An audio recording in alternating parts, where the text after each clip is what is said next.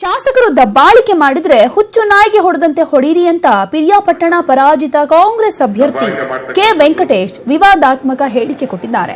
ಮೈಸೂರಿನಲ್ಲಿ ಕಾಂಗ್ರೆಸ್ ಸೋಲಿನ ಆತ್ಮಾವಲೋಕನ ಸಭೆಯಲ್ಲಿ ಮಾತನಾಡುವಾಗ ಜೆಡಿಎಸ್ ಶಾಸಕ ಕೆ ಮಹದೇವ್ ವಿರುದ್ಧ ವಾಗ್ದಾಳಿ ಮಾಡುವಾಗ ಇಂತಹ ವಿವಾದಾತ್ಮಕ ಹೇಳಿಕೆ ಕೊಟ್ಟಿದ್ದಾರೆ. ನೋಡಿ, ಒಳ್ಳೆ ಕೆಲಸಕ್ಕೆ ನಮ್ಮ ಸಹಕಾರ ಕೊಡೋಣ. ಅದೇ ಒಳ್ಳೆ ಕೆಲಸ ಮಾಡ್ತಾರೆ, ಅದಕ್ಕೆ ನಾವು ಸಹಕಾರ ಕೊಡೋಣ. ದಬ್ಬಾಳಿಕೆ ಮಾಡ್ತಕ್ಕಂಥದ್ದು,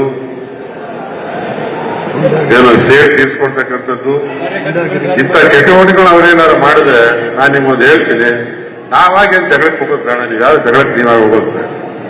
ಇದನ್ನೇ ಅವ್ರು ಮುಂದುವರಿಸಿದ್ರೆ ಹಳ್ಳಿಗಳಲ್ಲಿ ಹುಚ್ಚ ಸಾಕು ಹೊಡಿತಾರಲ್ಲ, ಹಂಗೆ ಹೊಡಿ.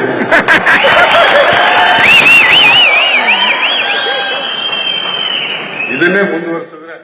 ಈ ಬಗ್ಗೆ ಮಾತನಾಡೋದಕ್ಕೆ ಜೆಡಿಎಸ್ ಶಾಸಕ ಕೆ ಮಹದೇವ್ ಅವರು ದೂರವಾಣಿ ಸಂಪರ್ಕದಲ್ಲಿದ್ದಾರೆ. ನಮಸ್ತೆ ಮಹದೇವ್ ಅವರೇ. ನಮಸ್ಕಾರ ಮೇಡಮ್. ನಮಸ್ಕಾರ ಮಹದೇವ್ ಅವರೇ, ನಿಮ್ಮ ವಿರುದ್ಧ ಕಾಂಗ್ರೆಸ್ನ ಪರಾಜಿತ ಅಭ್ಯರ್ಥಿ ವೆಂಕಟೇಶ್ ವಿವಾದಾತ್ಮಕ ಹೇಳಿಕೆಯನ್ನು ಕೊಟ್ಟಿದ್ದಾರೆ. ದಬ್ಬಾಳಿಕೆ ಮಾಡಿದ್ರೆ ಹುಚ್ಚು ನಾಯಿಗೆ ಹೊಡೆದಂಗ್ ಹೊಡೀರಿ ಅಂತ ಹೇಳಿದ್ದಾರೆ. ಯಾಕೆ ಹೀಗೆ ಹೇಳಿದ್ರು ಅಂತ? ನಾವೆಂದೂ ದಬ್ಬಾಳಿಕೆ ಮಾಡಿ ರಾಜಕಾರಣ ಮಾಡಿದವರಲ್ಲ ಅಂತಕ್ಕಂಥದ್ದನ್ನ ಹೇಳಲಿಕ್ಕೆ ಬಯಸ್ತೇನೆ. 2008ರಲ್ಲಿ 40 ಮತಗಳ ಅಂತರದಿಂದ ಪರಾಭವಗೊಂಡಿದ್ದೆ. 2013ರಲ್ಲಿ 2088 ಮತಗಳ ಅಂತರದಿಂದ ಪರಾಭವಗೊಂಡಿದ್ರು ಸಹ ಯಾವುದೇ ಕಾರ್ಯಕರ್ತರ ಸಭೆಯಲ್ಲಿ ಇಂತಹ ಪ್ರಚೋದನಕಾರಿ ಹೇಳಿಕೆಗಳನ್ನ ನಾನು ಕೊಟ್ಟಿರಲಿಲ್ಲ. ಯಾವುದೇ ಸಮಾಜವನ್ನ ನಾನು ದೂಷಣೆ ಮಾಡಿರಲಿಲ್ಲ. ಆದ್ರೆ ಈ ಕ್ಷೇತ್ರದ ಮಾಜಿ ಶಾಸಕರಾಗಿರ್ತಕ್ಕಂಥ ಕೆ ವೆಂಕಟೇಶ್ ಅವರು ರಾಜಕೀಯದಲ್ಲಿ ಬಹಳ ಅನುಭವಿ ರಾಜಕಾರಣಿಗಳು, 5 ಬಾರಿ ಶಾಸಕರಾಗಿ ಆಯ್ಕೆಯಾಗಿ 1 ಬಾರಿ ಮಂತ್ರಿಗಳಾಗಿ ನುರಿತ ರಾಜಕಾರಣಿಗಳು ಇಂಥ 1 ಬಾರಿ ಈ ಸೋಲಿನ ಹತಾಶೆಯಿಂದ ತಾಲೂಕಿನಲ್ಲಿ ಅಶಾಂತಿಯನ್ನ ಸೃಷ್ಟಿ ಮಾಡ್ಲಿಕ್ಕೆ ಇಂತ ಹೇಳಿಕೆ ಕೊಟ್ಟಿರ್ತಕ್ಕಂಥದ್ದು ಬಹಳ ಖಂಡನೀಯವಾದಂತ ವಿಚಾರ. ನನ್ನ ಬಗ್ಗೆ ಅವ್ರು ಯಾವಾಗ್ಲೂ ಅಸೂಯ ಪ್ರವೃತ್ತಿ ರಾಜಕಾರಣವನ್ನ ಬೆಳೆಸ್ಕೊಂಡು ಬಂದಂತವ್ರು. ನಾವ್ ಯಾವಾಗ್ಲೂ ಅಧಿಕಾರದಲ್ಲಿ ಇಲ್ಲದೇನೆ ಹೋರಾಟ ಮಾಡ್ಕೊಂಡು ಬಂದವರು.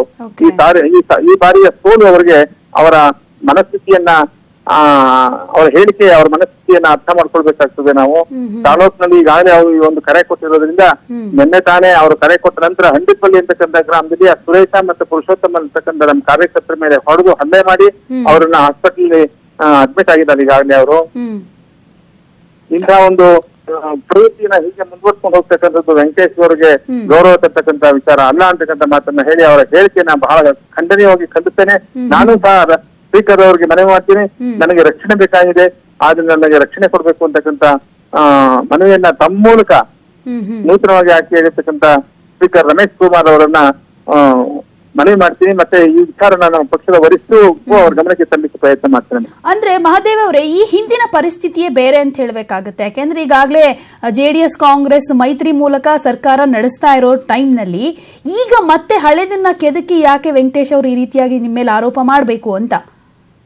ಬಹುಶಃ ಅವರು 20 ವರ್ಷಗಳ ಕಾಲ ಸುದೀರ್ಘ ರಾಜಕಾರಣ ಮಾಡಿದವರ ಜೊತೆನಲ್ಲಿ ಅವರು ಜೆಡಿಎಸ್ ಬಿಟ್ಟು ಹೊರಗಡೆ ಹೋದ ನಂತರ ನಾನು ಜೆಡಿಎಸ್ ಪಕ್ಷದಲ್ಲೇ ಉಳಿದೆ. ಅವರು ಕಾಂಗ್ರೆಸ್ ಪಕ್ಷವನ್ನ ಸೇರ್ಪಡೆ ಆದ್ರು. ಆದ್ರೆ ಅವರು ಹೋದ ನಂತರ ನಾನು ಜೆಡಿಎಸ್ ಪಕ್ಷವನ್ನ ಸಂಘಟನೆ ಮಾಡಿ 2008ರಲ್ಲಿ ಅವರ ವಿರುದ್ಧವಾಗಿ 440 ಮತಗಳ ಅಂತರದಿಂದ ಪರಾಭವಗೊಂಡಿದ್ದೆ. ಹಾಗೆ 2013ರಲ್ಲಿ ನಾನು ಗೆಲ್ಲಬೇಕಾಗಿತ್ತು. ಒಬ್ಬ ಬಿಜೆಪಿ ಅಭ್ಯರ್ಥಿ ಸತ್ತ ನಂತರ ಚುನಾವಣೆ 20 ದಿನ ಮುಂದೆ ಹೋಯ್ತು, ಹೊಸ ಸರ್ಕಾರ ಬಂತು. ಹಾಗೆ 1050 ಮತಗಳ ಅಂತರದಿಂದ ಸೋಲನ್ನ ಕಂಡಿದ್ದೆ. ಅವು ಉದ್ದಕ್ಕೂ ಹೇಳ್ಕೊಂಡ್ ಬರ್ತಾ ಇದ್ವು, ನನ್ನ ಜೀವಿತಾವಧಿ ಇರೋ ತನಕ ಮಹಾದೇವ್ ಅವರನ್ನ ವಿಧಾನಸೌಧದ ಮೆಟ್ಟಿಲನ್ನ ಹತ್ತಲಿಕ್ಕೆ ಅವಕಾಶ ಕೊಡೋದಿಲ್ಲ ಅಂತಕ್ಕಂಥ ಪ್ರಚೋದನಕಾರಿ ಹೇಳಿಕೆಯನ್ನೇ ಹೇಳ್ಕೊಂಡ್ ಬರ್ತಿದ್ರು ತಾಲೂಕಾದ್ಯಂತ. ಆದ್ರೆ ಈ ಸಾರಿ ನನ್ನ ತಾಲೂಕಿನ ಜನತೆ ಕೈ ಹಿಡಿದಿದ್ದಾರೆ. ಭಗವಂತನ ಆಶೀರ್ವಾದ, ನಮ್ಮ ಪಕ್ಷದ ಮುಖಂಡಗಳ ಆಶೀರ್ವಾದದಿಂದ ನಾನು ಈ ಬಾರಿ ವಿಧಾನಸಭೆ ಸದಸ್ಯನಾಗಿ ಆಯ್ಕೆಯಾಗಿದ್ದೇನೆ. ಈ 15 ದಿನಗಳಿಂದ ಇಲ್ಲೇ ಇರ್ತಕ್ಕಂತಹ ಇಂತಹ ದುರ್ಘಟನೆಗಳನ್ನ ಇವತ್ತು ಆ ಒಂದು ಆತ್ಮಾವಲೋಕನ ಸಭೆಯಲ್ಲಿ ಒಂದು ಹೇಳಿಕೆಯನ್ನು ಕೊಟ್ಟು ತಾಲೂಕಿನಲ್ಲಿ ಅಶಾಂತಿಯನ್ನು ಸೃಷ್ಟಿ ಮಾಡಿರ್ತಕ್ಕಂಥ ವೆಂಕಟೇಶ್ ಅವರ ವರ್ತನೆಯನ್ನು ನಾನು ರಾಜಕೀಯವಾಗಿ ಖಂಡಿಸ್ತೇನೆ ಮೇಡಮ್. ಓಕೆ, ಧನ್ಯವಾದ ಮಹದೇವ್ ಅವರೇ, ನ್ಯೂಸ್ 18 ಕನ್ನಡ ಜೊತೆ ಮಾತನಾಡಿದ್ದಕ್ಕೆ.